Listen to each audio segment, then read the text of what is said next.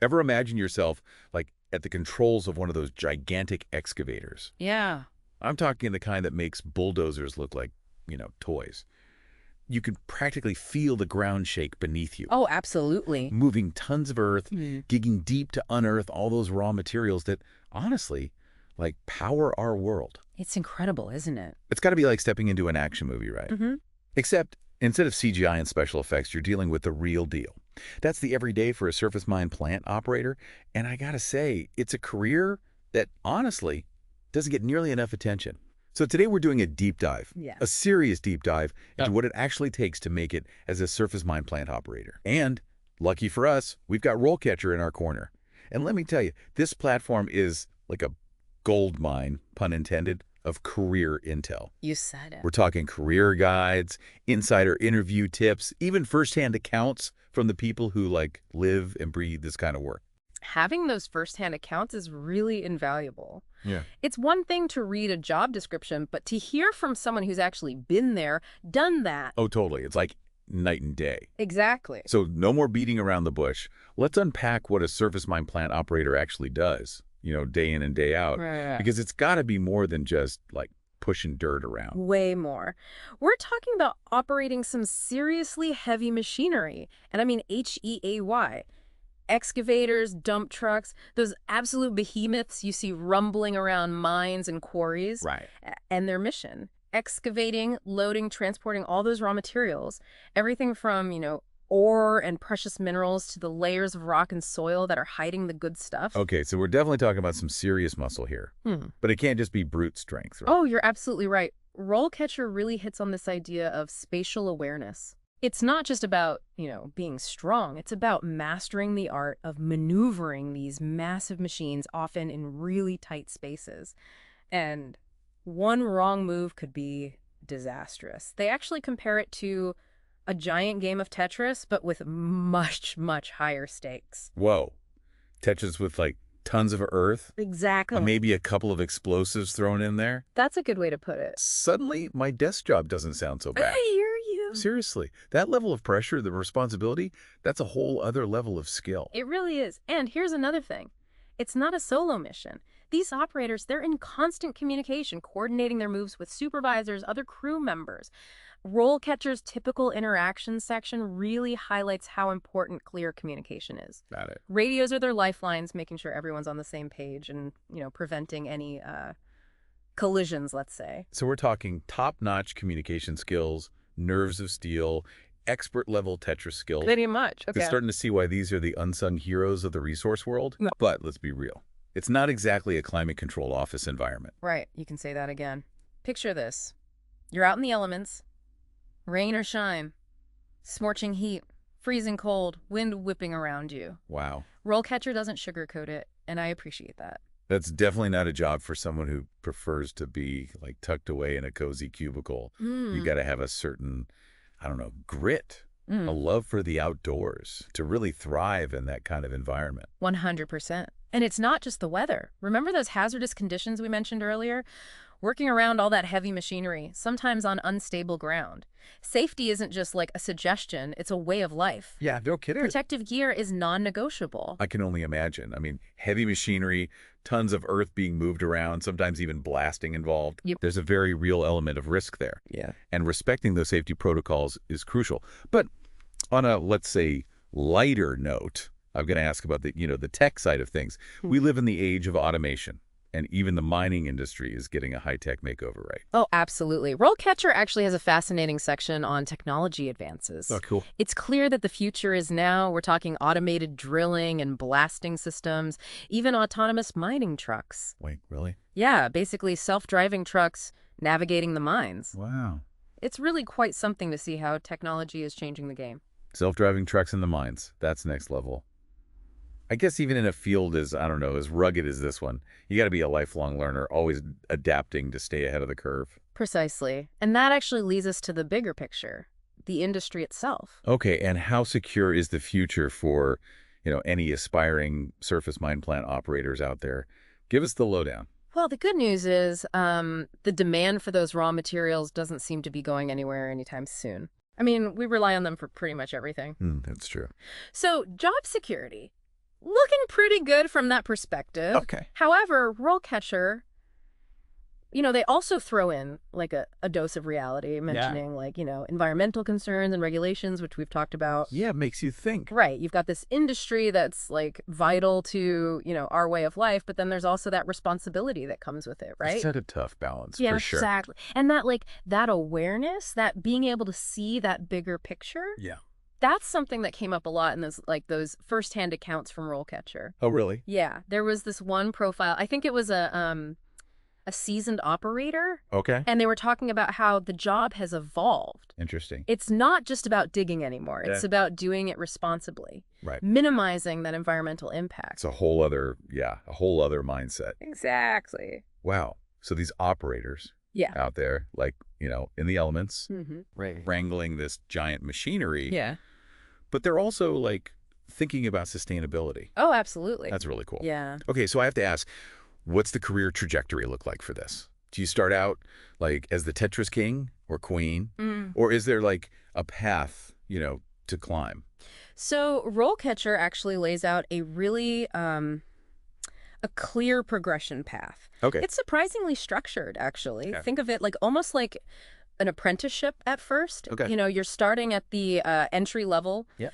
assisting those more experienced operators, getting a feel for the equipment, Right. and, really getting those safety protocols down pat. Got it. You're learning the ropes from the best. So it's not like they just hand you the keys to a multi-ton excavator on day one. No, no, no. Huh. There's definitely a healthy dose of pay your dues involved. Got it. It's about building those skills, that experience. Okay. And then, once you've kind of proven yourself, then you can move into like a junior operator role Okay. where you're actually at the controls, Oh, wow. but you're still under the, the watchful eye of someone more seasoned. Right, like having a driving instructor for heavy machinery. Exactly. Like a driving instructor for heavy machinery. That makes a lot of sense. Yeah. So you're gaining that confidence, mastering those skills, and then what? That's when things get really interesting. Okay. As you progress, to that intermediate level, Yeah. you're given more independence, you're tackling more complex tasks. Right. And get this,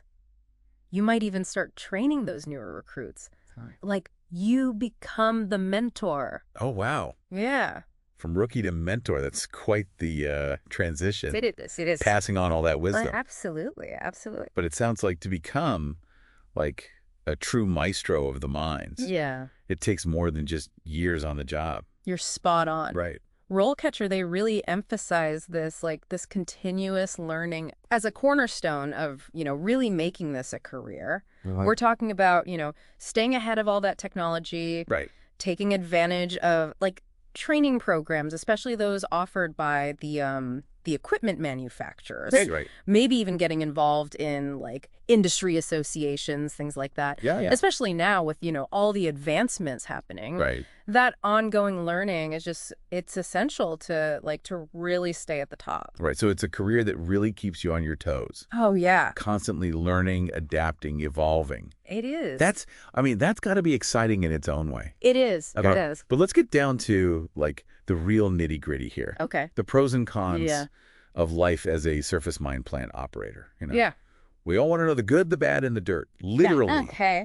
Okay, I like that. Let's do it. Let's do it. So RoleCatcher, they lay out the pros and cons pretty straightforwardly. Okay. So starting with the upside, I'd say Of earning potential is definitely up there. okay. This is a career that really rewards those specialized skills, right? Right. And, that willingness to take on, what can be challenging work. Yeah, for sure. And for those who thrive on staying active, being hands-on, being out in the elements, Right. this job really ticks those boxes. It's definitely not a desk job. It is not. You're out there like, making a real impact, and that's got to be rewarding. It is. It is. But what about those downsides? Yeah. What does RoleCatcher say about the challenges? Well, I mean, let's not sugarcoat it. Right. Physically demanding is an understatement. Okay. We're talking long hours, often in unpredictable weather, and yes, there is that inherent risk Right. that comes with working around all that heavy machinery and sometimes even hazardous materials. It's not for the faint of heart. It's not for the faint of heart, no. Right. Safety is it's paramount. It's not just a box to check off. It's got to be in everything you do. It's got to be ingrained in you. Yeah. And then there's, the economic side of things. Yep. As with, many industries tied to those global markets, Yeah. there's always the potential for, for layoffs, especially during those economic downturns. That's a good point. Little reality check there. Yeah. So while there's this potential for, high earnings, job stability, you've also got to factor in those like external forces You do. that can impact the industry as a whole. Exactly. Yeah. It's about, weighing those factors Right. and deciding if those like truly align with, what you want out of a career. It's finding that sweet spot, right? Yeah. Where your skills and what you like doing actually line up with what's out there. I like that, finding that sweet spot. Yeah. And I think that's where those example profiles from RoleCatcher, Yes. they really come in handy Yeah. because they paint such a vivid picture of what it's actually like, to do this every day. Yeah, yeah. There's this one profile that really stuck with me, actually. Okay. It was this young woman, and she was, just starting out in her career. Okay. And she talked about how she always loved those brain-bending puzzles, Yeah. and operating an excavator felt like solving a giant real-world puzzle every single day. Wow, that's cool. Right. And it was her way of like combining that analytical mind Yeah. with, her love for like that hands-on work. That's awesome. And I Yeah. thought that was so cool. Yeah, and it highlights a good point that this isn't just about,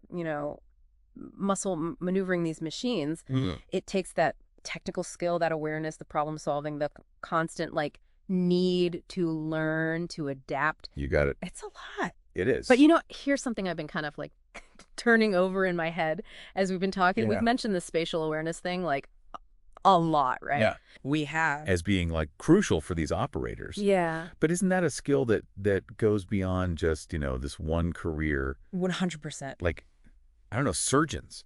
Mm? Surgeons need incredible spatial awareness, right?